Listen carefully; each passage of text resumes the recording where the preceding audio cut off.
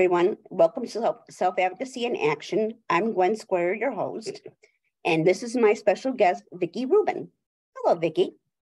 Hi, Gwen. How are you? And I'm thank good, you for thanks. having me. You're welcome. Thank you for being on here. I've been looking forward to this. Me too. So, let's get started. Can you tell me a little bit about yourself, please? Yes. Okay. My name, as we said, is Vickie Rubin. I recently wrote a book about my daughter, which we'll be talking a little more about it. Raising Jess, a Story of Hope, and it won a gold medal for memoir. And I started. Okay. Breathe. Yeah. Okay. Give me a second. Okay. Yeah.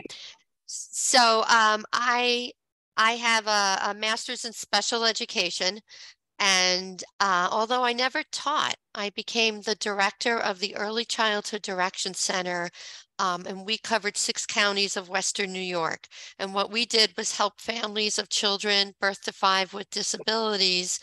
We helped the families navigate the system. The system is so complicated. And so we were there to help. We also worked with all the professionals who worked with that population, and we tried to decode all the regulations, and there are plenty of regulations. I'm also married to my husband, Mitch, for 43 years, and we Wow. have we have three adult children, 3 grandchildren, and 2 loud dogs, and that's why I asked my husband to put them in the bedroom. Yeah. And I retired in 2000, I think it was 2017. Actually, a failed retirement because then I wrote the book. Now I'm doing that. Well, at least that was something kind of fun to do, right? During your Absolutely. retirement? Absolutely.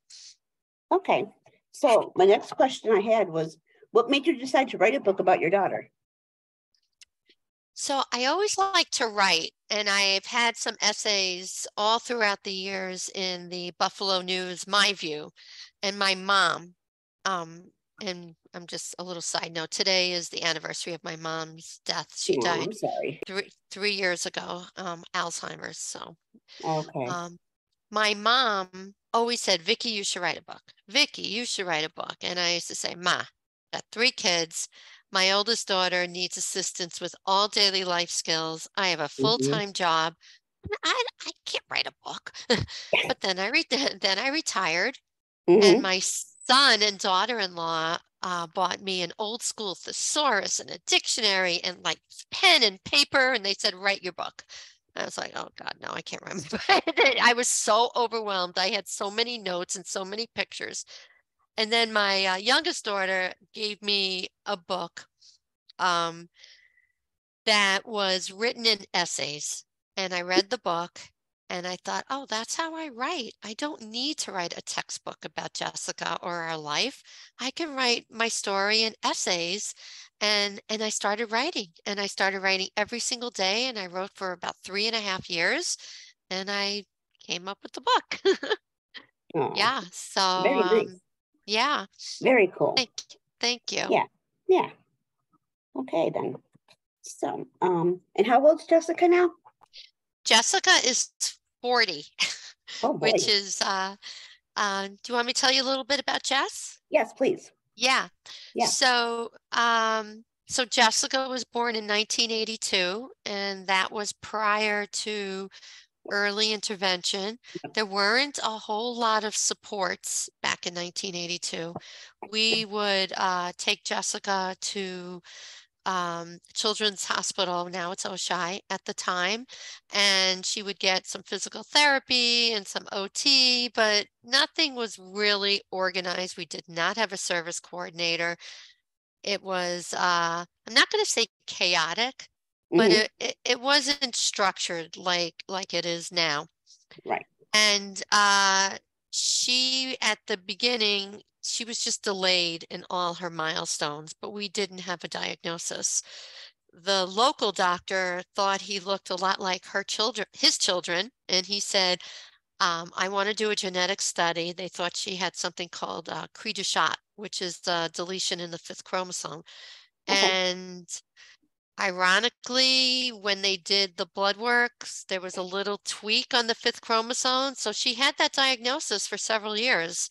And we started going to Cri du Chat support group meetings in the country and realized Jessica was not like any of the other individuals who had this diagnosis. So she was retested, and we've later found she did not have that. And we didn't really find her actual diagnosis until she was 21.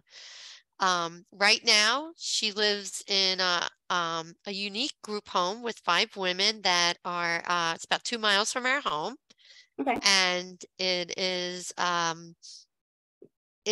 the women and the families are very close to each other. It's a beautiful, beautiful house. And Jessica goes to a day habilitation program every day. And although Jessica does not speak with words, she communicates so much, and she communicates with her body language, the joy in her face. She is able to isolate her index finger and point to a yes or no. But if you know how to read her code, you know what she's saying. Yeah. So she does have a lot of needs, but she has so many gifts. Yeah. I've seen Jessica. She's a sweetheart. She is. Thank you. Got a great smile. Love her smile. Me too. Yeah, I do. So anyway, what was the most challenging thing about writing your book? Well, before writing the book, the most challenging thing, I guess, sometimes I call myself a hoarder of memories. I had boxes of photos and boxes of detailed notes from every single year. And until I figured out I was going to write essays, just starting to do that was so overwhelming that you know how sometimes something is so overwhelming that you just don't start. You can't start. And I couldn't start. I don't know how I'm going to do this. I mean, I knew I'd like to write. I knew how to write. And so that was my first challenge. Once I wrote the book, another challenge was trying to find a publisher.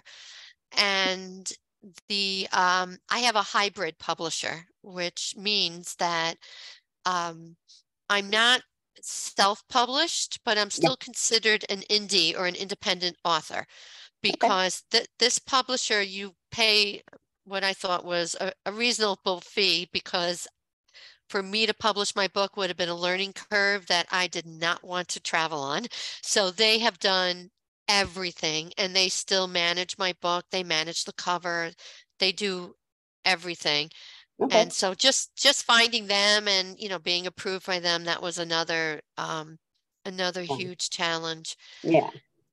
And thinking of there's so many stories, and making sure that the book had humor, because I wanted humor, making sure that the book gave people hope. That's the purpose of this book. So when families read it and they look at our story, they see, yeah, this is not what we planned, but that's okay. It's a different life. I mean, we all know it's a different life, but it's an equally beautiful life. It's just different. And I hope people get that message. And I wanted to write it in a way that would come out. Yeah. Okay. Yeah. Okay. What would you say was the most challenging aspect of, way of raising Jessica? What do you think was the most challenging? Was it getting her diagnosis? Oh boy. How long do we have? Okay. All right. Personally, for me, one of the hardest things was her seizure condition. Okay. I never got better at witnessing a seizure. Right. I was always just I panicked every time. And my husband, fortunately, was cool and collected. If he wasn't, we both were like me, it would have been trouble. So just always worrying about having seizures and trying to predict, I would every night I took Jessica's temperature so that I made sure that she didn't have fever when she went to bed because she couldn't tell me. And Right. I wanted, and I didn't feel comfortable just putting her to bed, not knowing that she didn't have fever. And Right. because fever was one of the reasons that she did get a seizure. Mhm. Um, having more children, Yeah. for us, that was an easy decision, but Right. making sure that our children, other children also felt like they were the center of our lives and that they Right. got every opportunity that we were able to give them at the same time as giving Jessica the support that she needed. So that was also extremely challenging. Yeah. And I'll just give one other thing. Mitch and I, we tried to, I think sometimes I think we tried to make it look like it was easy, no big deal.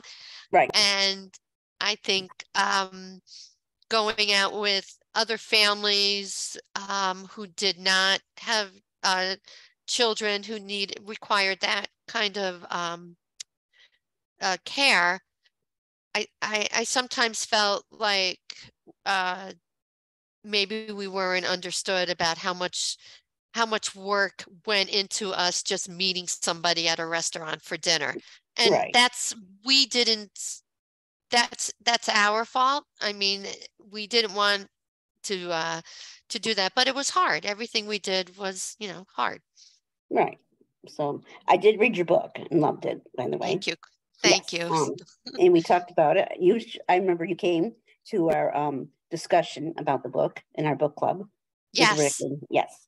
But so I'm glad you brought up about how your kids felt, because a lot of times my friends and I, who also have disabilities, other friends, we do talk about how some of our siblings were jealous or resentful or whatever. So I was kind of glad you brought that up as a challenge, because I wondered about that as well. About how your other kids felt about Jess. So I did and it's in the book, an exit Yeah. interview, similar to if you work for a large corporation and then you leave and they say, so how do we do? What could we improve on? Not that I was able to improve on anything because we were done, but Right. how did you do? And both of Jessica's siblings said that they felt they had that it was fair, that they were able to do, they weren't limited in any way.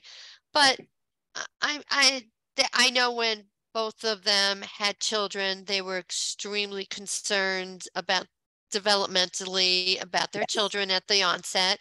So there's always there's always a little baggage. And of course, I mean, for everybody, things are different and it's part of who you are. One interesting thing I found in the field, because I'm also in the field, is Right. that so many therapists and teachers and doctors and people who work with individuals who have a disability do so because they had an experience as a child, either as a sibling or a cousin or a friend. Right. So I think that's a beautiful outcome. Yeah, it is. It is. Yeah. Okay. So, my next question is, okay, what has been your greatest joy raising Jessica? That it's an easy question, but so hard to answer. There are so many joys. We got time.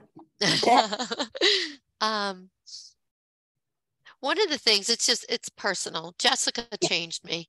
Mm-hmm. She changed my priorities. She changed um, who I was in a very positive way. But that's just a me thing. Yeah. The joys of Jessica. One of there's two highlights that we have, but those are Mhm. just things. Right. So before I give the things, I just want to say that Jessica's a joy to be around, just her. Yes. As soon as I walk into her house, she, everyone should have a Jessica greet them. Yeah. screams and moves her arms and is so Aw. happy. Everyone Yeah. should have that experience of someone Yeah. being just so happy to see you. Yeah. So she spreads such joy and warmth. Um, one highlight is Jessica's bat mitzvah. We're Jewish. We never thought that Jessica would have a bat mitzvah because there was a lot of training that typically goes into learning the rituals of becoming a bat mitzvah. But our rabbi talked to us and explained that becoming a bat mitzvah was taking at the age 13 an Hmm. adult responsibility for your religion to the best of your ability. Right. So Jessica always loved going to temple. She loves the music. And Right. so we did her bat mitzvah through music. And we taught Jess did a prayer. At the time, she had a Dynavox, which was a voice output computer. Right. She knew how to start the prayer at the right time, and she was celebrated. And people still talk about that bat mitzvah, and that was just such a joyous event. And That's very cool. yeah, another beautiful event was at her graduation, where we were asked to come to an award ceremony, and we're sitting in the auditorium at the high school, and there are lots of kids getting a lot of scholarships to colleges and Ivy Leagues, and Mitch and Right. I are like, okay, what, what was this a mistake? Why are we here? And then at the very end, the principal stood up and he said, this award is the principal awards, and award is for somebody who has struggles every single day, but comes to school willing to learn with a smile on her face and bringing joy to others. And this award goes to Jessica Rubin.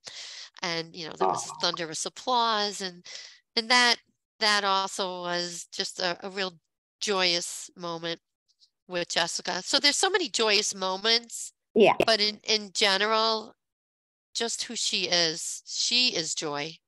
Right. So, yeah, I was going to ask you about Jess's education. I mean, I did read about it in the book, but she did attend special ed, right? Yeah. Yeah, we Special did ed a thing. lot of different things because there was an early intervention. She started at Children's, and it was called an infant stimulation program. Hmm. And then she went to locally, it was UCPA at that time. It was now it's Aspire, Right. and a preschool type of program where they just worked on all her schedules. And then when she went into our school district, she was in a BOCES program where at one point her school was a half hour from our home. And and there was busing, and it wasn't good. When she was Right. in middle school, she was fully included in our local school. Okay. And then when she went to high school, we did a reverse inclusion, whereas she was in a class with individuals with similar needs. And then the high school students who had um, interest in befriending and working with the students in Jessica's class came into the class, and there was always people there, and the people that came in really wanted to be there. Right. And that was great also, as Jessica went to every prom, she went to every school dance, and Good for just her. as she graduated with her class. So yeah, so Yeah. she had a bit of a diverse education because there was from fully segregated to, to full inclusion Hmm. to, Yeah. reverse inclusion. Yeah. Okay. And how does she like her group home that she lives in? I was wondering about that. The group home. So we built the group home with 5 other families and People Inc. And Okay. it's Jessica loves her home. She's excited when she gets home. She feels at home Yeah. there, and she feels more independent. One it's not a recent story, but it's been a recent light bulb moment. When I'm at Jessica's house, she takes her wheelchair. She can do 3-point turns. She can go anywhere in the house. And when she comes to our house, she won't Yeah. move the chair. Will not move it at all. Wow. I mean, we have kind of an open concept house, and I'll be in the kitchen. I'll say, "Come on, come in the kitchen." Yeah. She will not move the chair. Oh, So I'm not sure why, right. but I do love that she feels this independence in her own home, that she can navigate her house, and Okay. that and you could tell the women that she lives with, who all have a varying levels of abilities, Right. are they all feel like sisters. Yeah. It's really it's wonderful. Yeah. That's great. Mm, Yeah. thanks. Yeah. Okay. So then, the last question I had for you was, and it's kind of, it's going to be, I say this for last because I know it's going to be a bit, not long, but, I wanted to know what your hopes and dreams are for yourself, but also for Jess. So Okay, I need a drink for that one. I know. Like, I know you've written a book, so do you plan to do anything else? Like write another book or for I, yourself? I I get the question all the time, are you writing another book? Yeah. Right now, I don't have plans to write another book. I have a blog. It's at VickieRubin.com.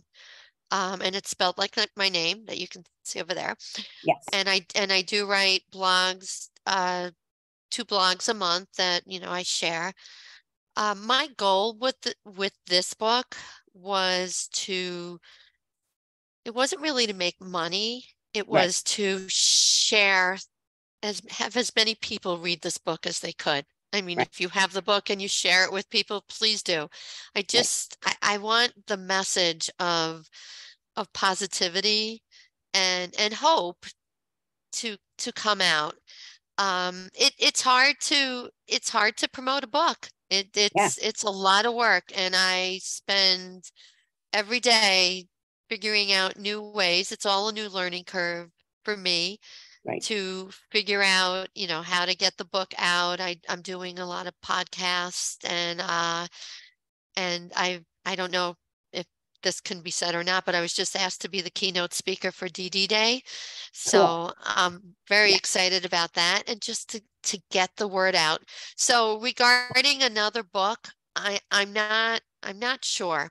Yeah. Um, and my husband and I, we bought an RV, and we I do saw that on RV Facebook. yeah. Yeah. So we do RV travel. And so and he's retired, and I want to make sure that, at this age when we can travel, that we do, that Yeah. we spend the time doing things that we're able to do at this age, because as we all know, you just never know. So Right. enjoy your moments. Yeah. Uh, for Jessica, right now, Jessica is enjoying life with her five housemates. Yep. She gets to see her nieces and nephews and family, and she is a central part of all our lives. And that gives Jessica joy, and it gives us joy. So I'm hoping that her future is filled with that, and that, family continues to be part of Jessica's life. The other really cool thing is that Jessica's um, group home is a unique group home. It Right. and so there's a lot of people in the community that are very involved in Jessica's group home.